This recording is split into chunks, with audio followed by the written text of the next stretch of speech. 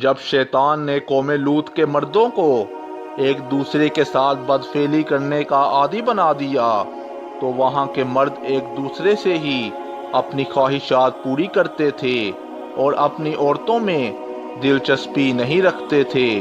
تو بس شیطان نے اپنی بیٹی لاقیس سے کہا کہ وہ ایک خوبصورت لڑکی کی شکل میں قوم لوط کی عورتوں کے پاس جائے اور انہیں ایک دوسرے کے ساتھ بدفعلی کرنے کا طریقہ بتائے۔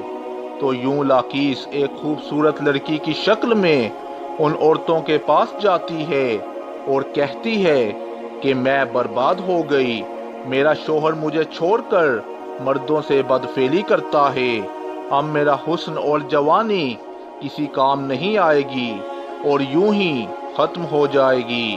یہ سن کر قوم لوط کی تمام عورتیں بھی واویلا کرنے لگیں۔ اتنے میں لاقیس کہنے لگی کہ ہم بھی مردوں سے بے نیاز ہو جائیں گے جس طرح وہ ہم سے بے نیاز ہو چکے ہیں، ہم اپنی خواہشات کو ایک دوسرے کی مدد سے ہی پورا کر سکتے ہیں۔ اور یوں لاقیس اس بستی کی سب سے خوبصورت اور رئیس عورت کے پاس گئی اور اس سے ہم بستری کی۔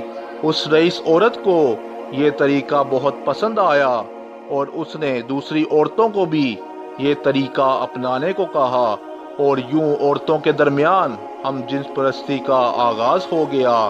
جب ان عورتوں کے مردوں کو پتہ چلا کہ ان کی عورتیں ایک دوسرے کے ساتھ ہم بستری کر رہی ہیں تو انہوں نے اپنی عورتوں کو نہیں روکا، کیونکہ وہ بھی ہم جنس پرستی کا شکار ہو چکے تھے، اور یوں مرد مرد سے اور عورت عورت سے ہم بستری کرنے لگی۔